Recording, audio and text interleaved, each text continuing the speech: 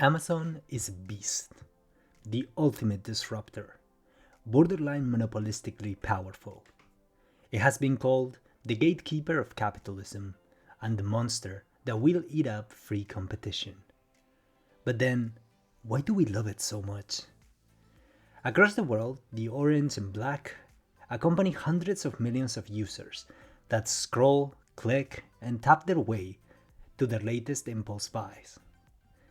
Amazon is so ubiquitous that sometimes I need to remind myself that businesses is still conducted in the real world, where the stores are made of brick and mortar instead of HTML and JavaScript.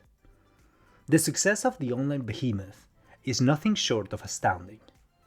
Having jumped on the digitalization wave of retail in the late 90s and early 2000s, Amazon now reigns supreme not only as a place where online retail is conducted, but as the place where consumers around the world can get their stuff online.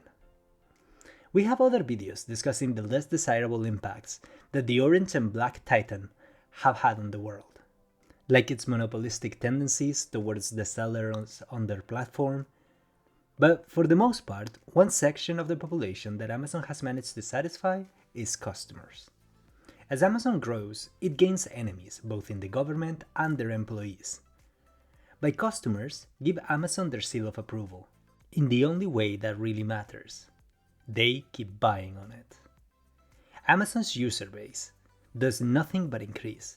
Its ecosystem of sellers is as thriving as ever, despite the brutal actions of the company, and customers remain satisfied with the product and service. But besides the sheer size and transaction volume of the modern industry titan, what is behind the success of Amazon? I think the answer to this question can be simplified in one single word: Prime. You don't need me to tell you, but for those that live in a cave with a Wi-Fi, Amazon Prime is the premium version of Amazon services. It started way back in 2005, offering 2-day deliveries in select regions of the US, and now it is available in over 20 countries. Nowadays, it offers everything from music to same-day delivery to groceries and books to a streaming platform. Over 200 million people around the world have Amazon Prime and enjoy some, if not all, these goodies. Personally, I have had Amazon Prime for over 3 years, and I have only now discovered that you can get loot for Pokemon Go with Prime Gaming. Its official holiday, Prime Day, when Prime users can get access to really good deals in the store, has netted the company over $11 billion in 2021.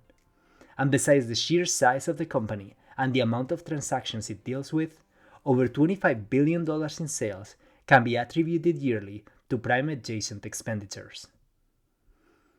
Today, we will be talking about the Prime craze and how it has swept over America and the world. We will explore the true value of Amazon Prime, answering the question of whether it might be the best deal in the history of modern capitalism. So welcome to Rebel Economics, where we talk about everything from business and economics to investment and finance. Hope you are enjoying our videos, and if you do, please hit the like and subscribe buttons. It really helps. But now, back to the video. Amazon Prime started, as we mentioned, in 2005, with the aforementioned promise of 2-day delivery in very specific parts of the continental United States. And to this day, the promise of fast delivery is the main appeal for subscribers to the system. So much so that a recent poll reviewed that 9 out of 10 Prime subscribers paid the current nearly $15 a month, mainly because of the speedy sending or 1-day delivery. The appeal of Prime early on was to get customers to develop a loyal relationship with the relatively young brand, and to pacify the minds of customers that still doubted the reality and simplicity of online retail. The 2-day delivery that Prime brought to the table in 2005 was revolutionary to customers, and it was responsible for the titanic effort required to transition a generation from the traditional brick-and-mortar store experience to the clicks and taps of the Amazon store.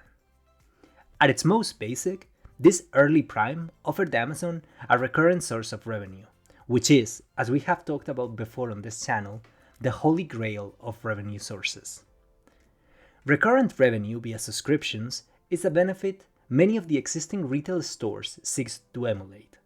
And it makes sense, considering the capital flow of large stores, where the demand for their products rises and falls products of seasonality, customer tastes, the broader economic context, etc. The reliability of monthly payments are therefore fundamentally appealing to stockholders that see those incomes as somewhat guaranteed, and that it gives them a secure node from which to decide on riskier investments, something that the natural flow of capital from the retail industry might compromise due to its inherent volatility. Additionally, many polls and research, as well as Amazon itself, have pointed out that Prime members simply are more loyal to the brand.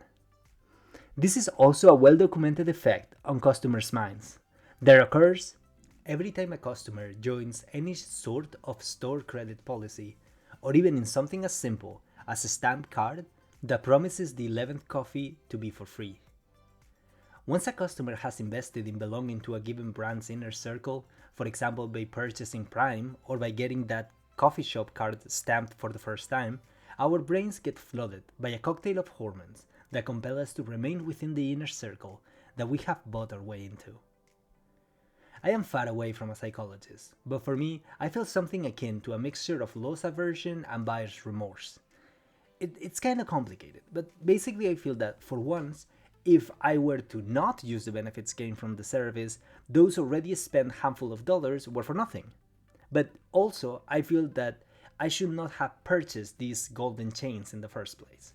And then I tried to prove to myself that it was not a dumb purchase by actually making use of the benefits and making more dumb purchases. Well, the sad realization is that humans still are simply animals that are easily tricked.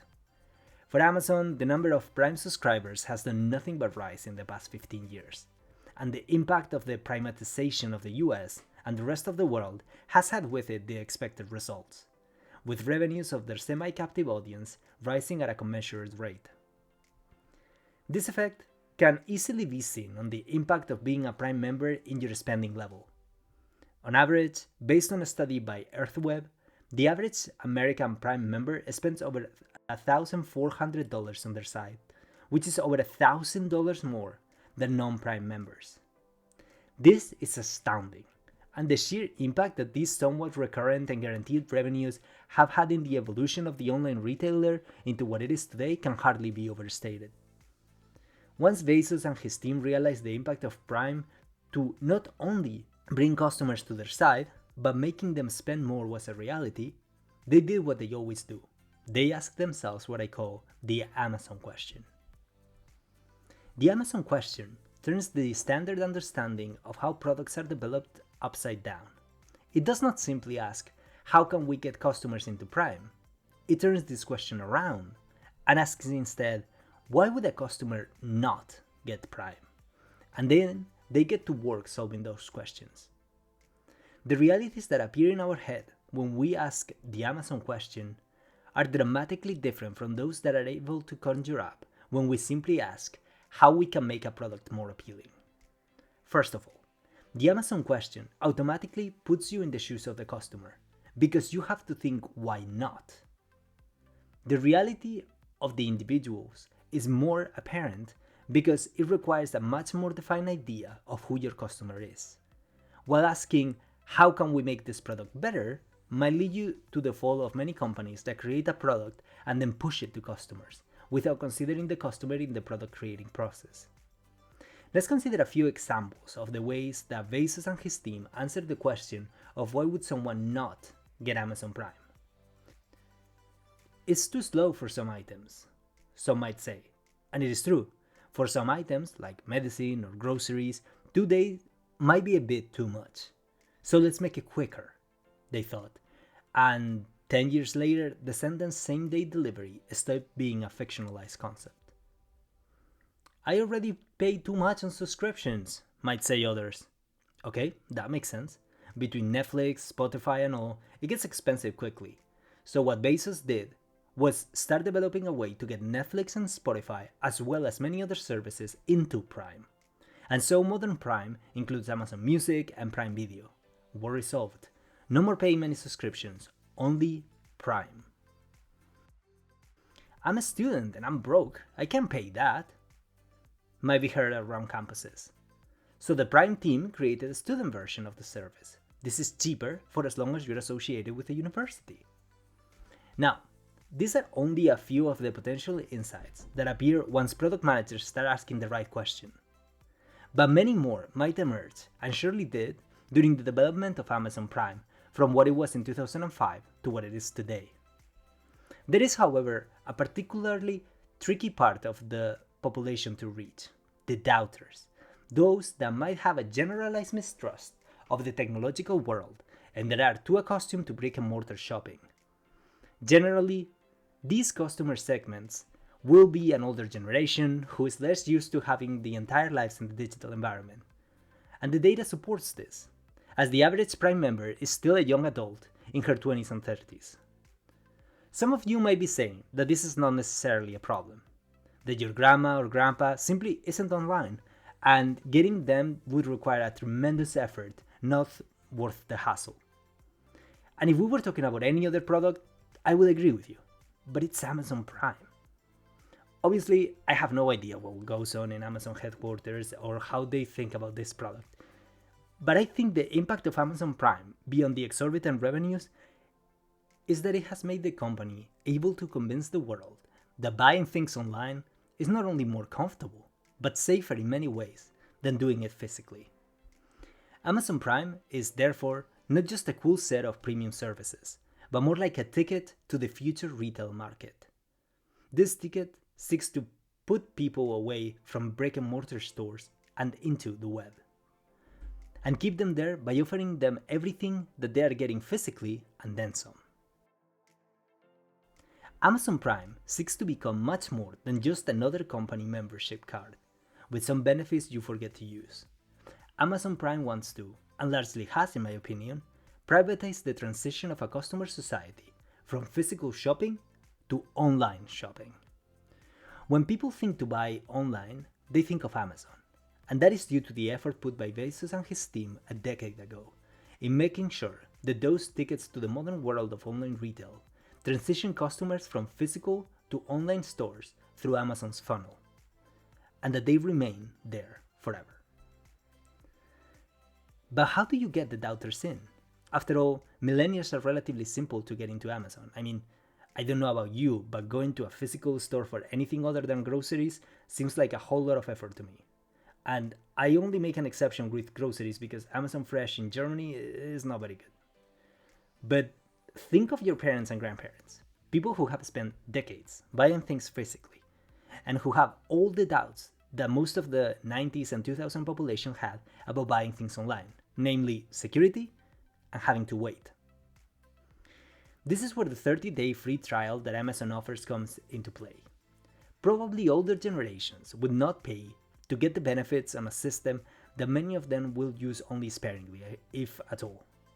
But if it is for free, they might get it and try getting themselves a couple of products. They might spend the evening somewhat uncomfortable after purchasing the item online, thinking to themselves that they have just lost their money and that the product will never arrive. But the next day, there it is, in less than a day. If that experience is satisfactory, then that's it. They are one with the brand forever. And considering the level of spending associated with Prime members and their loyalty towards the brand, it is more than likely that those older people might not even consider changing to other online competitors. Not that there are that many. Basically, Amazon Prime has served for so much more than simply getting people to pay Amazon to experience some premium treatment. The impacts of the Prime scheme cannot be easily quantified. Even today, over a decade since it was first released, Amazon Prime remains the king of online retail deals. It has allowed an entire generation to transition from the brick-and-mortar stores of yesteryear into the 21st century version of consumption, pacifying their brains with 24-hour delivery and free trials. And that is why you simply cannot live without Amazon Prime, because the architects of this system asked all the correct questions and made sure that you wouldn't want to be without it. So when you have that many items, you can literally build a store online that couldn't exist any other way. Thank you for watching Rebel Economics. And if you're interested in the dark side of how all of this is possible, check out our video on how Amazon bullies the sellers on their platform. That being said, please consider liking and subscribing, and I will see you in the next one.